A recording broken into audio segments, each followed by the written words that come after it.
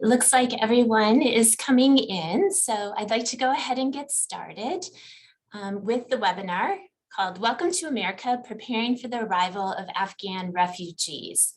My name is Mary Stegmaier. I serve as the Vice Provost for International Programs here at the University of Missouri, and I'm also a faculty member in the Truman School of Public Affairs.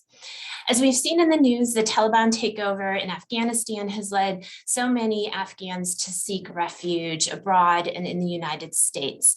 So today in this webinar, we will hear from experts and practitioners about what it means to be a refugee, and also how our community here in Central Missouri can support Afghan refugees who are coming to settle here.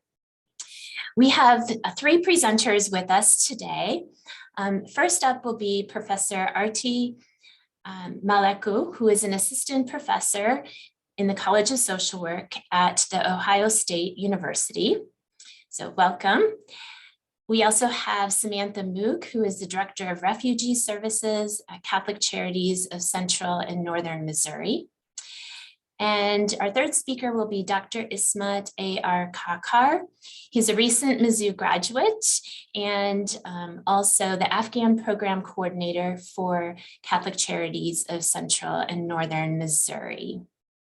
Before we start the presentations, I want to express gratitude to my colleagues and all of our friends in the community who have helped support our Afghan students and alum during this very difficult time in their lives. We here at the university have been working closely with them to try to facilitate the evacuation of their immediate family members. I will say a little bit more about this, what we have been doing as the university later in the webinar, but I also want to recognize and say a special thank you to Veterans United for a generous donation that we have received from them that will help cover some of the costs of these family members to apply for humanitarian parole to come to the United States. We plan to have a time at the end of the webinar for some questions. If you would like to submit a question, you can enter it into the chat and we will cover these near the end. I also want to mention that we are recording this webinar and that on Monday, we will email everyone who has registered the link so that they can view the recording, and you're welcome to share this with others who might be interested. So I'd like to turn this over to the speakers. First up, we have Arati. So go ahead with your presentation. Each speaker has about 12 or so minutes to present, just so the audience knows what to expect. Thank you. Good afternoon, everyone. I'd like to thank the University of Missouri for this important conversation and for inviting me to participate. I'm an assistant professor at the College of Social Work at the Ohio State University. Just to give a quick background of my research program explores how social structural determinants of health influence immigrant and refugee well-being and inclusion outcomes in resettlement spaces. I am a community engaged mixed methods researcher, and over the last 5 years, I have worked with several refugee groups, particularly the Bhutanese refugee population in the Central Ohio region and diverse African refugee groups in the southern region of the United States.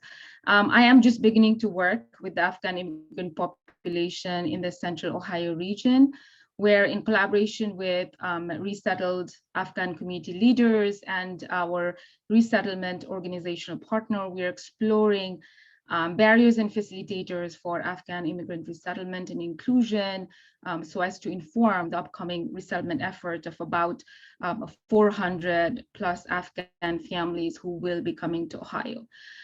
So my presentation today will focus on the overall phenomena of refugee resettlement in the United States.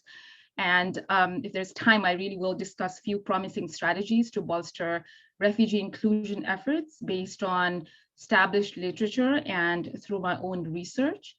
And before I start, I would quickly like to honor the land of Indigenous peoples occupied by the Ohio State University, where I am speaking from. So the context of forced migration, currently an estimated 82.4 million people globally have been forcefully displaced at the end of 2020, which has been the highest number ever recorded in history. And this is because of multiple crises around the world, including the civil war in Syria, unrest in Venezuela, the persecution of Rohingya ethnic group in Myanmar, and the 40 years of conflict in Afghanistan contributing to this number. And currently, Afghans make up one of the largest refugee population worldwide, with an estimated 2.6 million registered Afghan refugees in the world. And in the light of the rapidly deteriorating security situation, as we all know, this will likely continue to increase. So to briefly touch on the US refugee resettlement effort, the United States has historically resettled more refugees than any other country since the passage of the Refugee Act of 1980. And during the Trump administration, however, the refugee resettlement declined sharply, reaching the lowest in the history. Now in the Biden-Harris administration, the 2021 Refugee Administration cap has been increased to 62,000, with the goal to reach 125,000 in the upcoming fiscal year. And so in terms of Afghan immigrant population, an estimated 53,000 Afghans are living on military bases in the US, with about 14,000 more on military bases overseas, waiting for room to open up on bases here. And according to Migration Policy Institute, an additional 30,000 have been estimated to arrive over the next 12 months.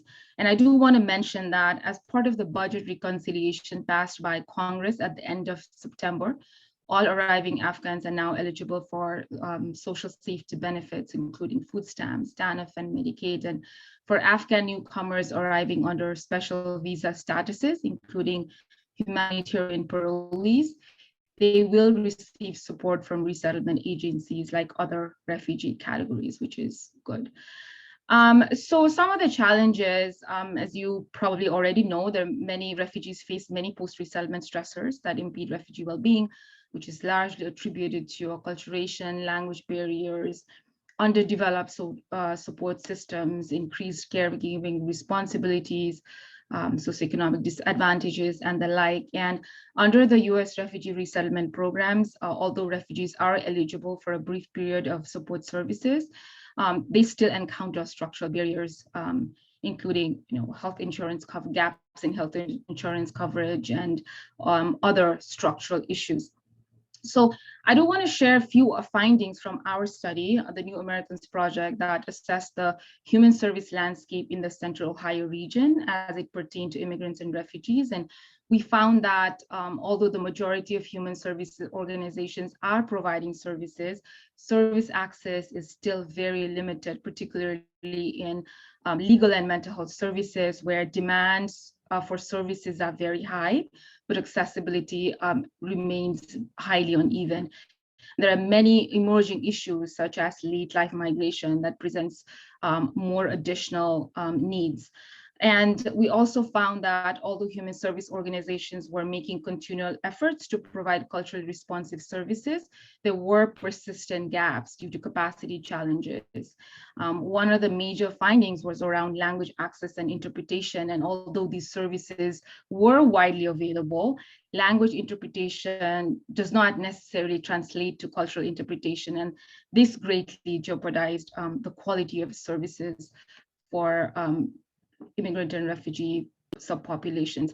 Service coordination was weak, and although there was some level of collaboration, these collaboration did not necessarily translate into pragmatic actions. Obviously, the human service environment suffers from pressure for more competition than cooperation, so that was another hindrance. And also community-based ethnic organizations, which are often led by refugees in many cases, although we're bridging the service gaps between mainstream service providers and immigrant refugee population, they were largely disconnected from mainstream service providers. And so there are multiple challenges, multi-level challenges, and as refugees adapt to new surroundings, their health and well-being, education prospects, employment, access to services, all changed based on their social position. And these changes bring both positive opportunities, but also new inequalities, right? And so resettlement challenges are often exacerbated by socially imposed risk factors. And because these challenges are multifaceted, there's a growing need for grassroots interventions that address the broader social determinants of health, that builds on existing community knowledge and embrace protective cultural norms and social practices. And we need to really acknowledge the exclusionary practices and systemic inequities that produce outcome disparities in service environment. And so these multi-level problems will then also require multi-level solutions, and it is important to explore strategies that can be employed to move the focus from refugee acculturation to refugee inclusion. And largely, even the migration literature has focused so much on acculturation in terms of individual behavior. So we are not limited to just individual behaviors, but the impact of the larger environment and structural inequities. Finding these opportunities for healing spaces for refugees, subpopulations, and strategies that produce equitable social and service environment for refugee inclusion. Here are 4 different promising strategies that have come in my own research, and the family strengthening intervention for refugees has been one of those evidence-based practice that has been led by Dr. Teresa Betancourt at Boston College. So I'll sort of quickly go through some of these promising strategies. One is the case management approach to holistic mental health services, and inclusion of case management within a mental health intervention really provides this holistic mental care that will simultaneously work to assist participants in gaining access to basic needs so they are able to focus on their mental health and well-being. And this comes up repeatedly in my studies as well, as they really want a very holistic case management approach in order to really look at this overall well-being of refugee population. Immigrant refugee youth face a lot of challenges in negotiating educational curriculum or culture that are often devoid of these supportive and safe spaces. And so we need to develop and implement interventions that focuses on healing, going beyond trauma. And we all know that trauma-informed care practices have been very popular, but there are also significant limitations, right, of trauma-informed care practices that really does not acknowledge the collective view of trauma, which are very important in addressing the root causes of trauma, especially across interdependent and collectivist cultures. And so what happens then is trauma-informed care practices focus on coping and symptom management rather than healing. So, but of course, the healing center strategies are very limited in terms of refugee subpopulations or even non-existent. And so this was a pilot study that we had done, a 12-month cultural leadership project conducted among young Bhutanese refugee women here. And we critically documented the experiences and perspectives and found that, and the findings showed that there was increase in leadership skills, esteem, social support, resilience, and also decrease in anxiety and depression. So there's a big need for healing-centered projects such as cultural leadership that really promotes this holistic view of healing from traumatic experiences and environments, and offers a sort of this asset-driven approach aimed at restoration of young people's well-being. I do want to mention a very noteworthy accomplishment from this project was that, based on the academic community partnership, the support group morphed into an organized a group called Women of Knowledge and Excellence, geared towards promotion of women's reproductive health engagement. And since then, this peer-led group has been now in the 3rd cycle of funding from a local funder here. We are also using similar concepts of healing to co-develop financial literacy intervention in Baton Rouge in a collaboration with Dr. Lily Kim, my collaborator at Louisiana State University. Another promising practice is to really look into the asset of refugee community partners. Historically, community-based ethnic organizations have played crucial roles to mitigate service gaps.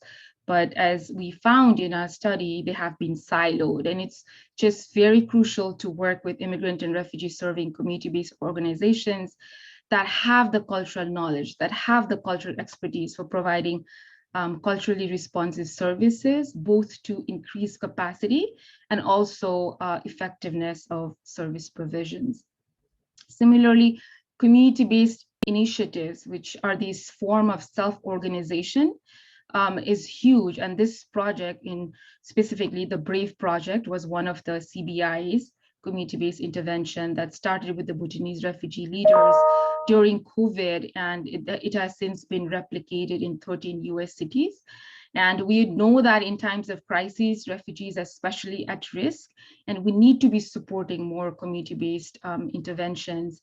And from the research standpoint, there are gaps in knowledge on the scale and impact of community-based interventions, the mechanisms that foster a sense of belonging and inclusion. And we need to be really paying more attention into these community-based efforts that really foster identity and sense of belonging among refugee subpopulations. So at a macro level, as refugees transition into a new social structure, there is no single organization that can meet all their needs. And evidence suggests that collaborations between human service organizations have shown to increase both capacity and effectiveness. And so achievement of human service equity is only possible if there is a multi-sectoral partnership between government, community, organizations that are committed to really defining the problems and proposing effective solutions.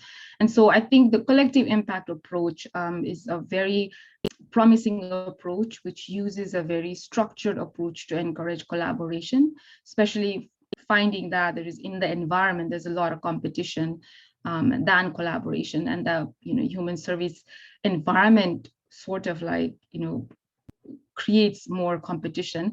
Collective impact would be a very promising strategy, and we've seen many examples of collective impact that have continued to surface, and I believe this approach can be applied against a wide range of issues, including complex issues that refugee subpopulation face.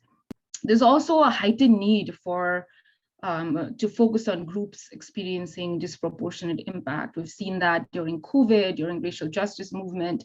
And so in light of all of these, we need to really look into collective impact from an equity standpoint.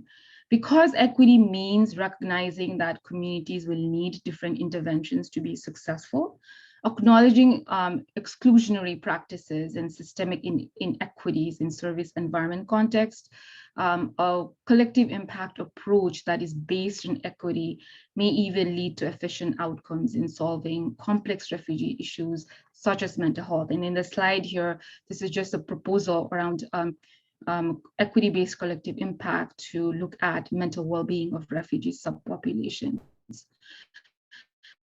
I'll end my presentation with few research implications. There is urban experiences of Afghans in the US, and this lack of research and literature around Afghan immigrants really makes serving this population difficult, right? As their needs and concerns are not well understood. There have been few studies that have shown access to healthcare is a concern, but patterns of mental health concerns in the US are not well known. There have been few data coming from different countries. Some of the statistics are here. Discrimination has been identified as a concern that has shown to exacerbate both pre- and post-migration stressors. Afghan women specifically have been shown to have increased trouble successfully integrating into resettlement lives due to a variety of factors, such as lack of prior education, strict gender roles, and the like. And so it's important to disaggregate data by demographic strata to really unmask hidden subpopulation groups. And I believe, I am a strong believer that research is not a privileged enterprise, and it is a participatory collective. So collaboration with community members with deep embodied knowledge and expertise, as well as resettlement organizations and other stakeholders, will provide meaningful insights to understand the needs and capacity of this population. I do also believe that rapid funding opportunities to understand community priorities at this time will definitely create ripple effects in the positive direction. And we need more research and more investment, research that is meaningful, research that produces results in terms of pragmatic actions will be crucial to creating inclusive spaces for the incoming Afghan immigrant population in the United States. Thank you.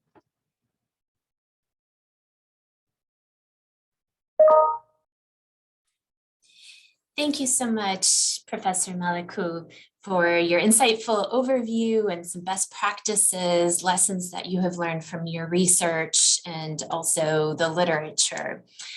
So next up, I would like to introduce Samantha Moog, who will talk about what is happening here in central Missouri in terms of Afghan refugees resettling here. Samantha? Hello, everyone. I am Samantha Moog, Director of Refugee Services at Catholic Charities of Central and Northern Missouri. I am a licensed clinical social worker with a background in refugee resettlement practice and social work. Thank you to the University of Missouri for inviting myself and Ismat Kaakar, one of our Afghan program coordinators, to speak today. And thank you to Professor Maleku for providing a wonderful presentation about some of the structural barriers in refugee resettlement policy and practice, and the importance of participatory, community-based, healing-centered, equity-based approaches to refugee resettlement practice. I have been the director of Catholic Charities Refugee Services for 10 months, during which there has been enormous changes in refugee resettlement policy and practice at the national level. When I entered this role, we were coming out of 3 or 4 years of historically low refugee arrivals. And now, as Professor Maleku stated, we have really an unprecedented proposed refugee ceiling for 2022 at 125,000 refugee arrivals. And this would be in addition to the tens of thousands of Afghan evacuees who also need to be resettled. So this is a time of tremendous need, and our agency is a local resettlement agency. Just like all resettlement agencies across the country are scaling up our efforts at this time and increasing our capacity to meet the needs for these humanitarian programs. A little bit about refugee resettlement in the United States. There are 9 national level agencies who have a cooperative agreement with the Department of State to resettle refugees through the U.S. Refugee Admissions Program. The vast majority of these agencies are faith-based, and they include the U.S. Conference of Catholic Bishops, Jewish Vocational Services, Lutheran Immigration and Refugee Services, and others. Each of these agencies on the national level has affiliates across the country who do the work on the ground of resettling refugees in local cities and communities. So our agency, Catholic Charities of Central and Northern Missouri, is an affiliate of the U.S. Conference of Catholic Bishops. There are 5 refugee resettlement agencies in Missouri. There's 1 in St. Louis, 2 in Kansas City, 1 in Springfield, and 1 in Columbia. So Catholic Charities is the only refugee resettlement agency in Columbia and mid-Missouri. Our agency has been continuously resettling refugees in mid-Missouri for more than 45 years, over which time we've resettled more than 4,000 refugees. In more recent years, we've resettled refugees from the Democratic Republic of Congo, Eritrea, Ethiopia, Somalia, Sudan, Burma, Iraq, Syria, and other countries. Most recently, 60% of our refugee arrivals have been from the Democratic Republic of Congo.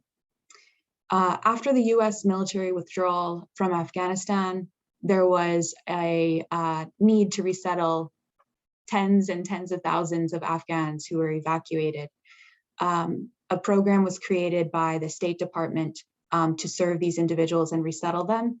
And resettlement agencies across the country are participating in that resettlement program. It's called the Afghan Placement and Assistance Program, and it was created to serve Afghan evacuees who were airlifted out of Afghanistan when the US military withdrew in August of this year.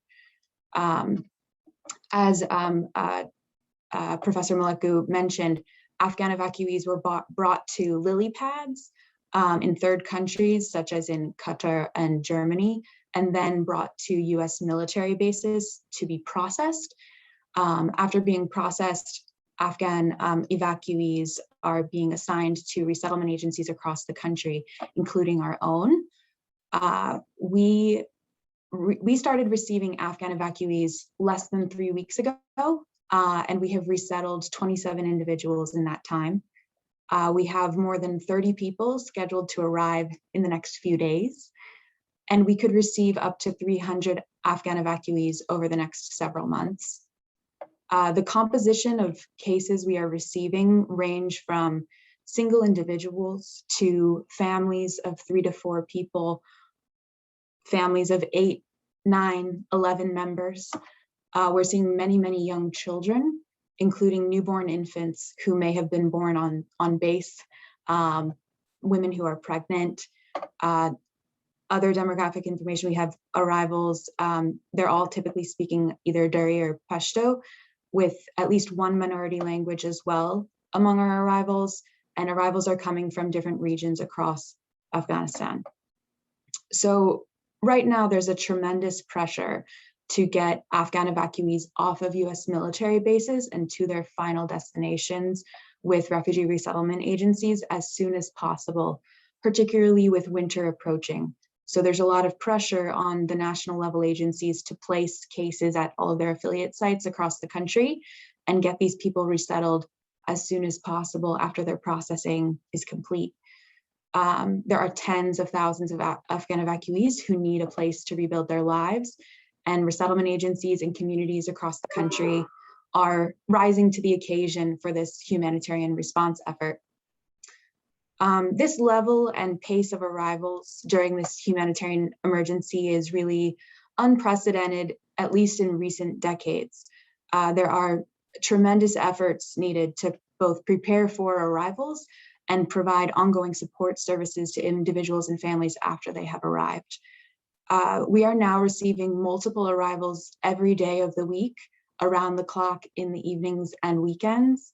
And the Afghan arrivals are in addition to our refugee arrivals.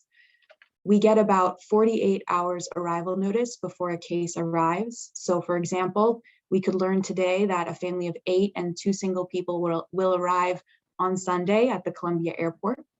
And in those 2 days, we set up their homes, arrange to meet all of their basic needs, including clothes, fooding, baby items. We arrange for transportation and pick them up at the airport. In addition to these preparation and just initial reception activities, our team and volunteers coordinate housing, food, clothing, health services, and other basic needs, in addition to providing employment services, school enrollment, English language training, and cultural orientation for all refugee and Afghan arrivals.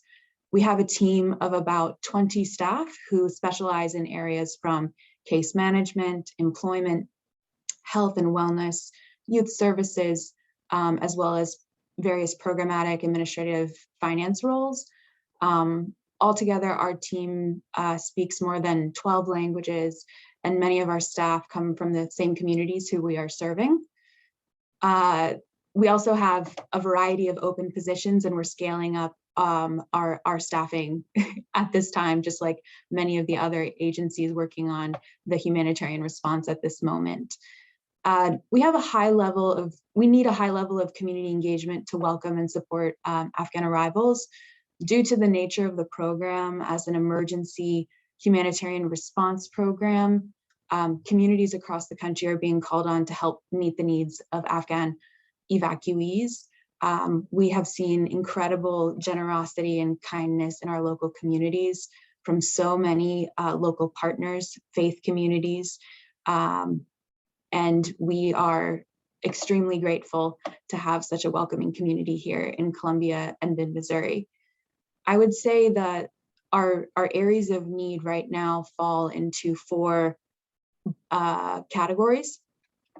Right now, I would say one of our greatest need is for volunteers.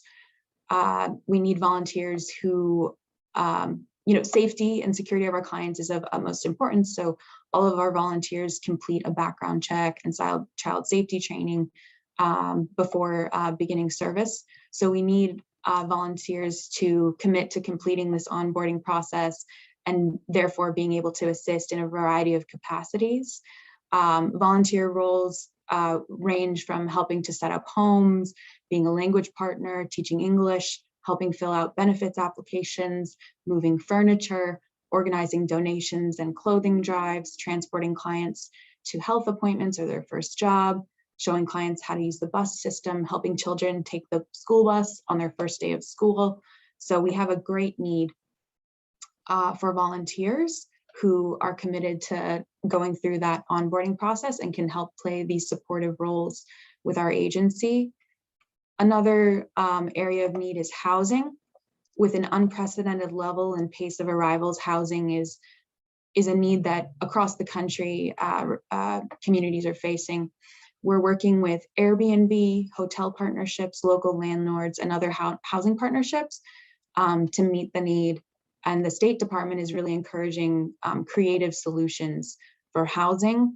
So we are looking for people who want to participate in our host home program, which works with community members who can provide temporary housing, for example, through a basement apartment with a separate entrance, a mother-in-law suite, who would be willing to work with our agency and go through a process and procedure to potentially offer some of that housing as a host for some of our clients who are arriving. And we're also trying to increase our outreach to management companies and local landlords to work with us for more permanent housing solutions.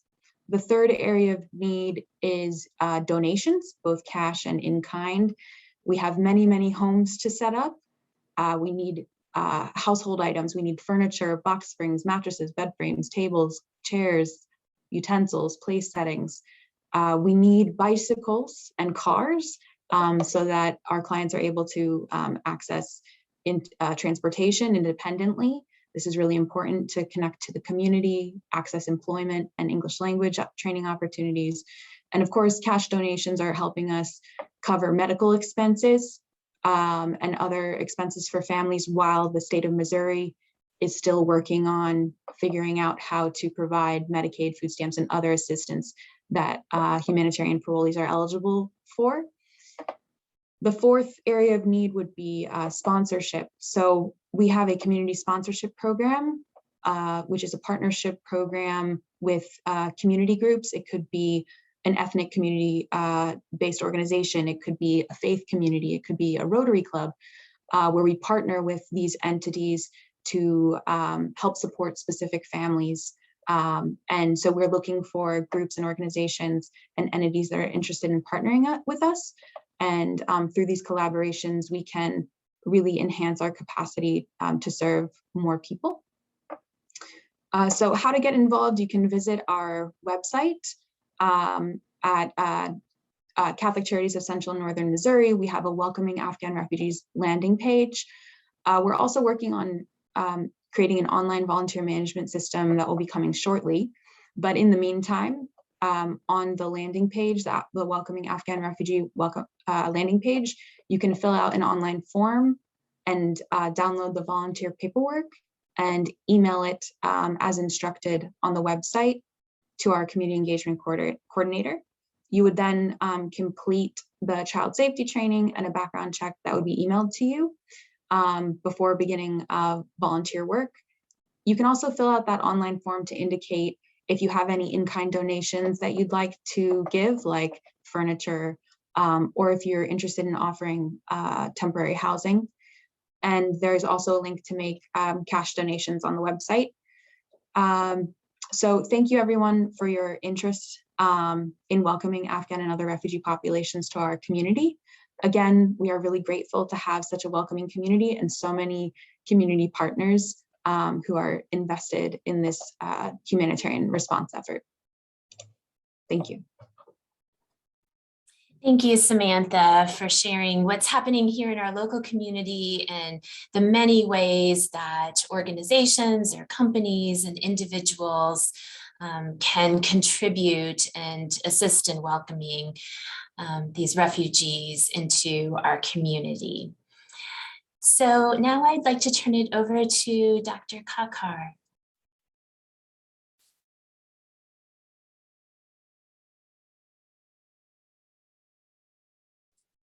You're on mute. I'm sorry. So my name is Ismat A.R. Kaakar from Afghanistan. I thank everybody here on the panel and all the viewers for attending this webinar. And I also thank the University of Missouri for their support, their ongoing support since the fall of the government with all the students, especially the Afghan students. And even before that, in the past 2 years. And back in Afghanistan, I got my degree as a doctor of medicine from Kabul Medical University. Afterwards, I started teaching physiology and cell biology at Milli Institute of Higher Education, which is a private university in Kabul. And 2 years ago, I was awarded a Fulbright scholarship from the US Department of State to study Masters in Health Administration in Mizzou. I also worked with the MU Healthcare in 2020 for a few months and as an administrative intern. And I recently completed my MHA degree from Mizzou.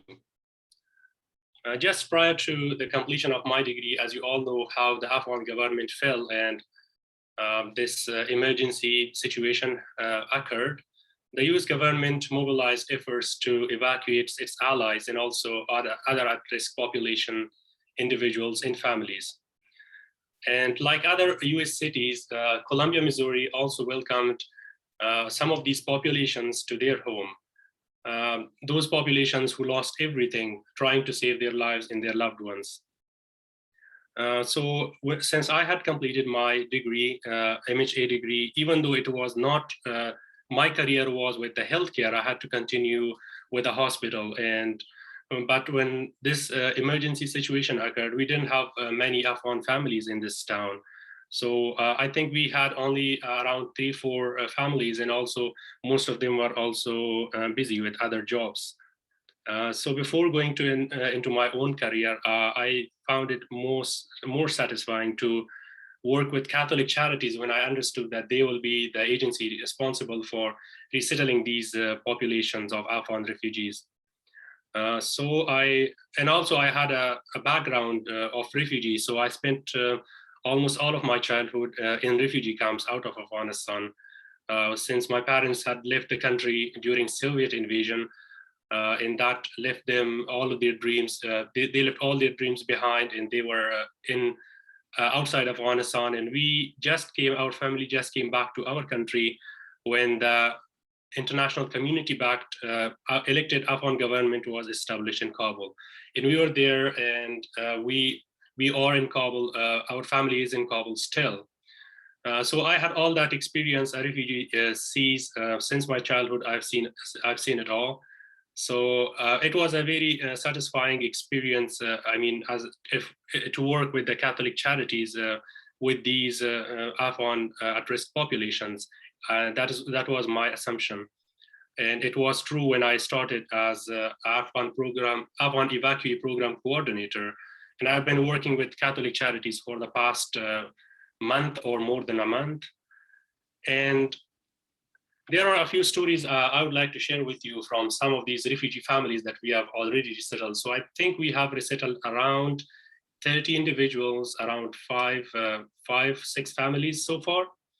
But each family has its own different story because they have came from different cultural backgrounds in Afghanistan, from different areas, some of them from rural areas, some from the cities, different languages. So I would just share 3 short stories of some of the families who we did resettle in Colombia. So one of the family, they had a tie with in another US state. They had a sibling in another US state, and they wanted to move out of this city and go there. But after staying in Colombia for 3-4 days and seeing the generosity of the people of this town, they were reluctant. And then eventually they decided to stay in Colombia and not move out. They say that if we move out, we may miss you guys and all the people that we met in the past few days. And it was a very powerful booster for our morale. And also I shared it with some of the volunteers we had. Next, we had some very kind-hearted and generous individuals in this community who donated their house for temporary housing of these Afghan refugees. And most of those houses were very beautiful, some even as mansions with lakes and a very beautiful environment. And still they were supportive with everything, every need the refugees had.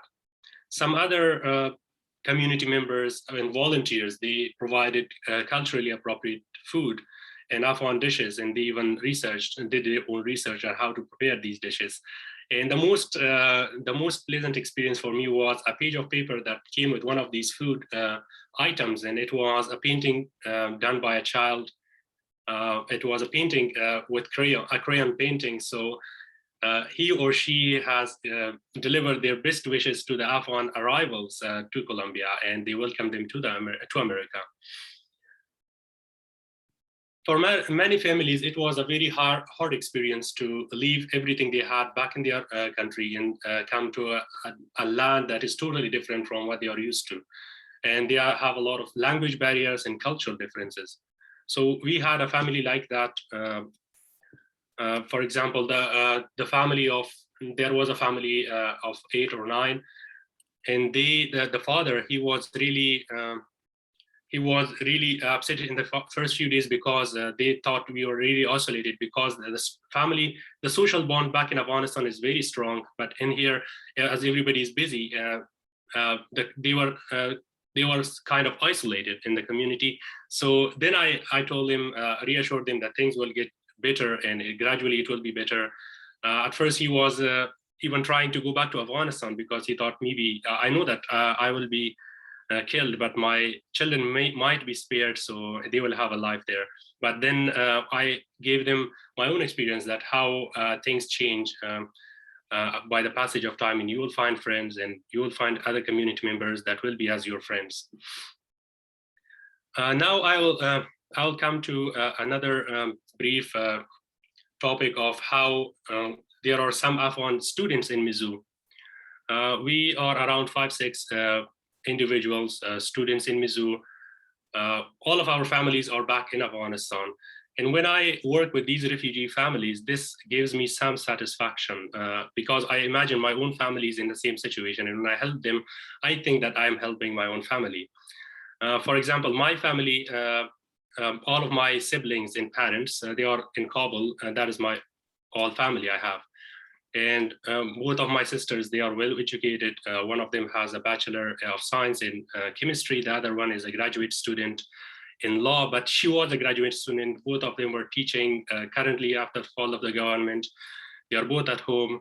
The same is with my siblings. 2 of them have studied computer science and software engineering through a scholarship. And my 3rd brother, he is a medical student. At least he was a medical student, but for now, I think everything is closed, so they are all at home.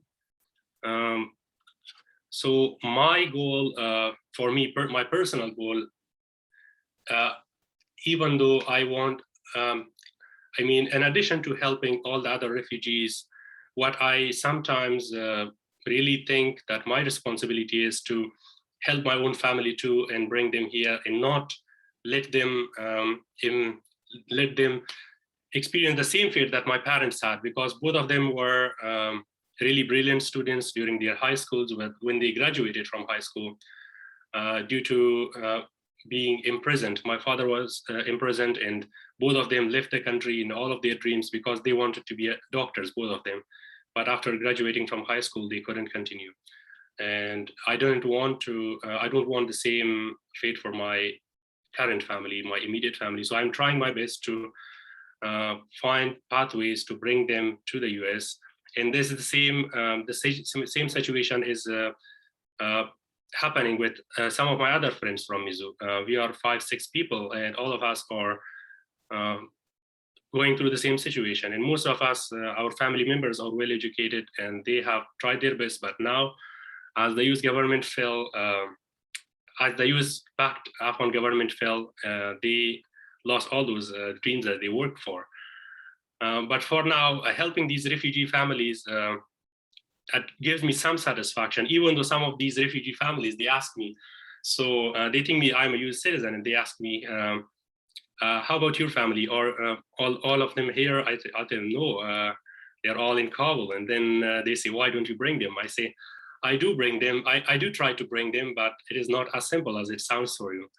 So for now, I think even though with all that we are doing with the Catholic Charities, all of our staff members are overwhelmed by all the work that we have been doing for the past few days. And due to this emergent situation, we do not have the capacity to help all the refugees without the help of the volunteers in the community.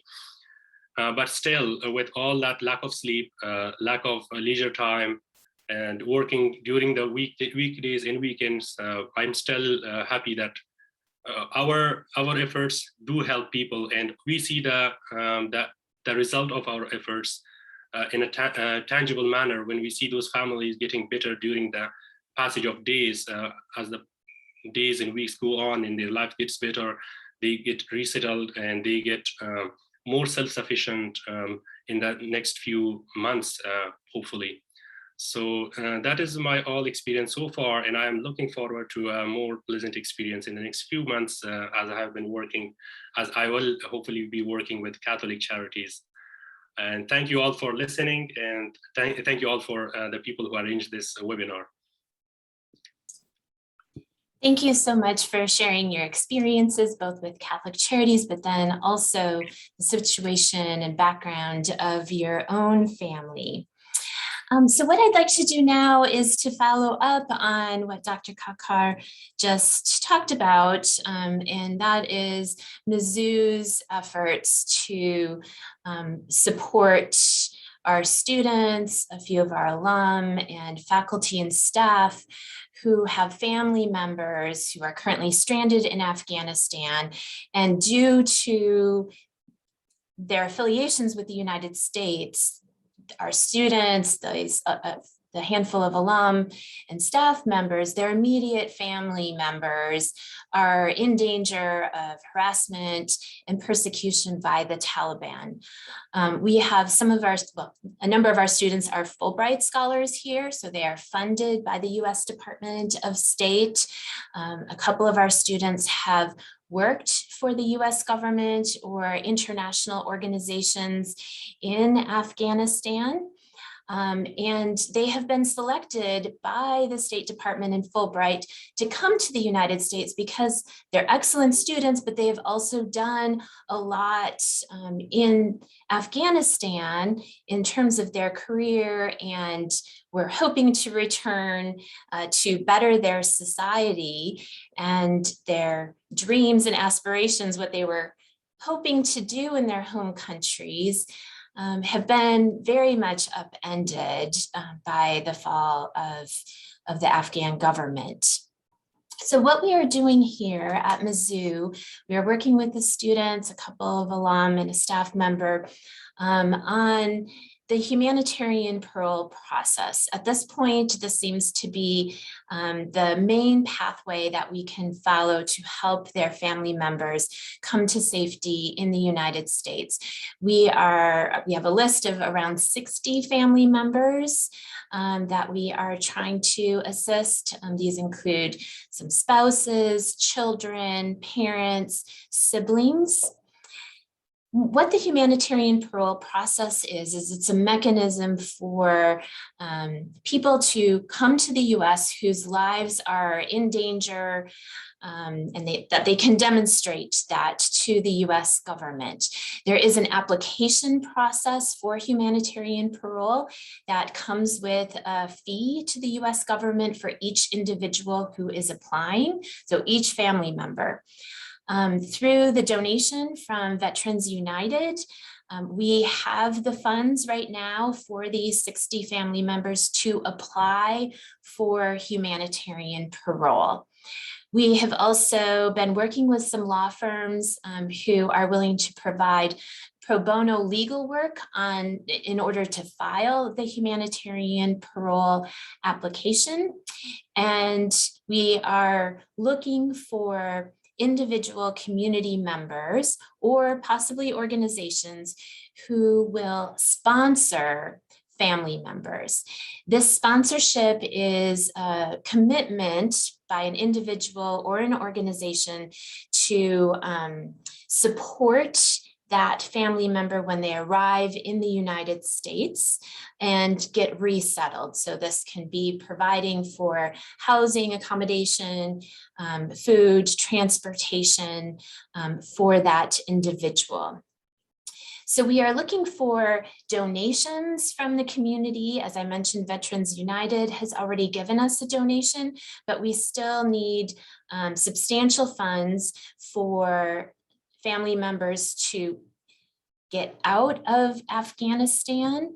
They will need to go to another country such as Pakistan, to go to the US Embassy, to do an interview in order to get humanitarian parole. So transportation out, visas out, flights to the United States, and then assistance here with resettlement. So if you would like to donate, you can see the address here on the screen.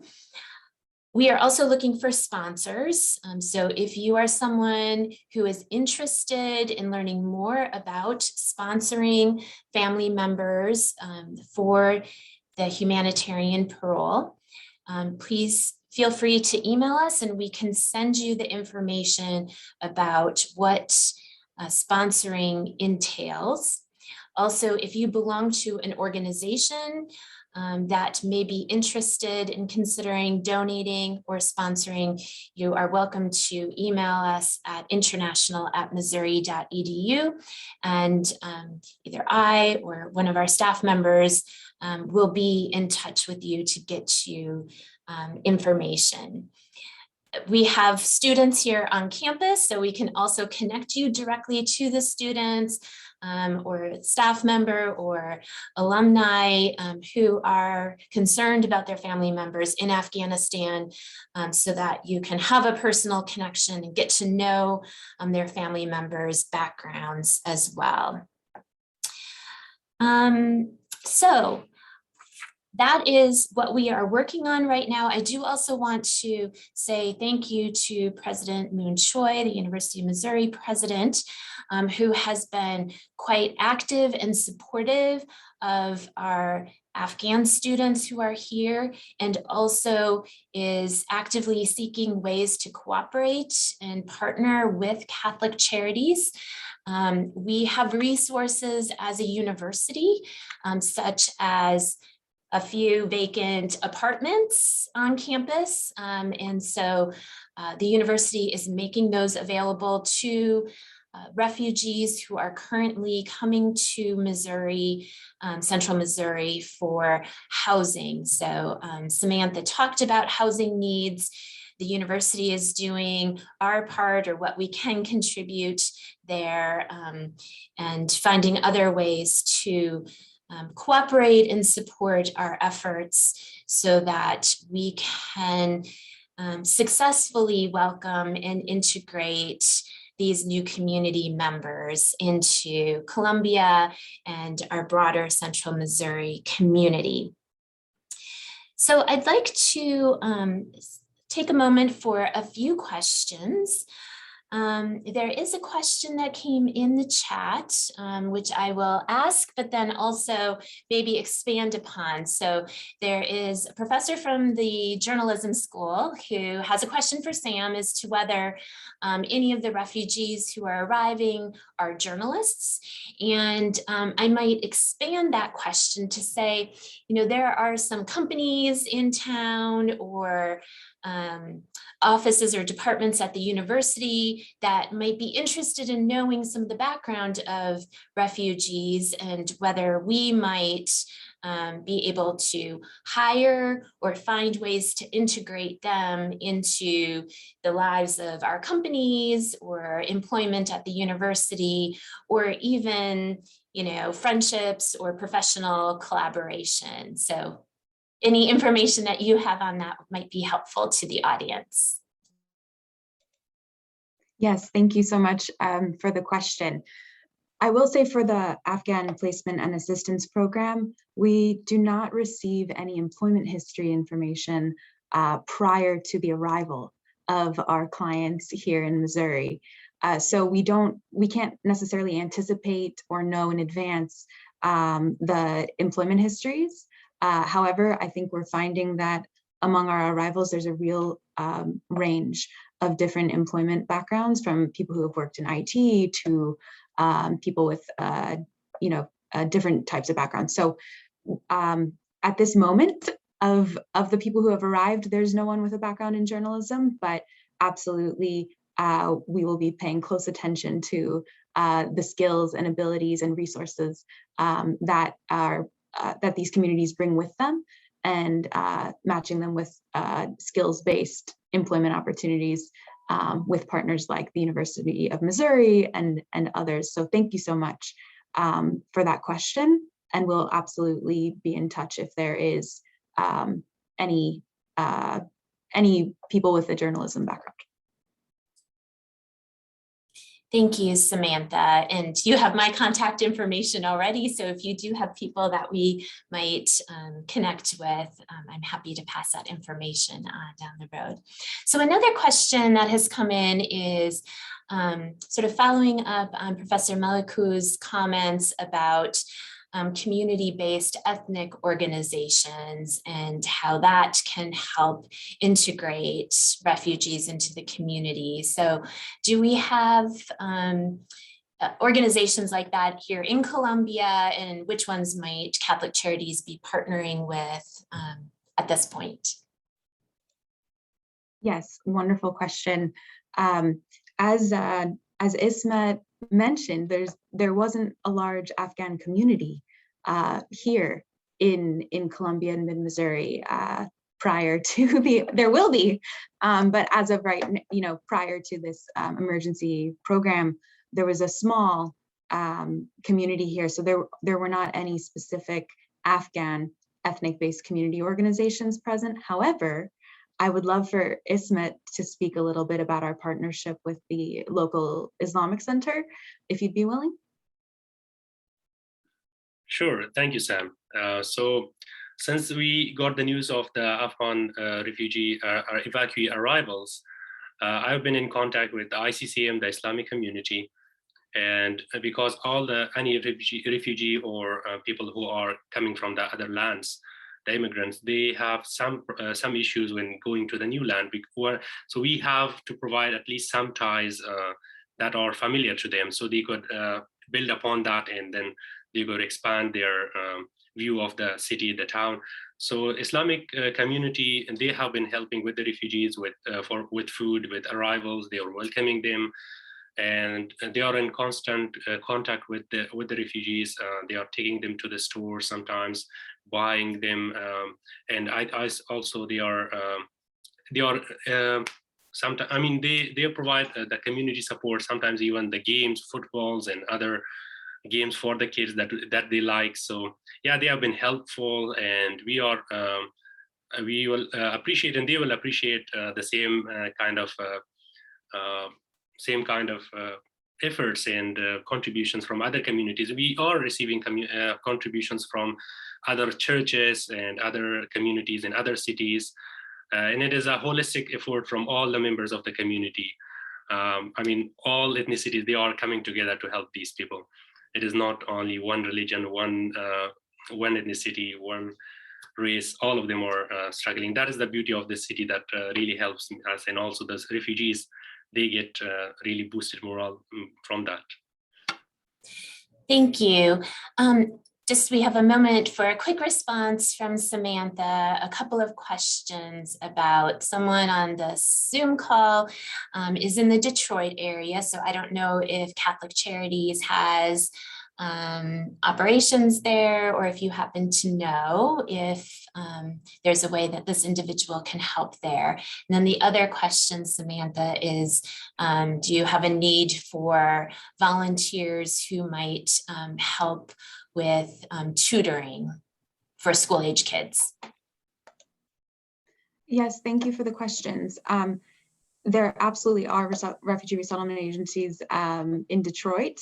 I don't know them off the top of my head. I'm not sure if there's a Catholic Charities there, but I'm sure that there's at least one affiliate office of one of the 9 national level resettlement agencies in the Detroit area.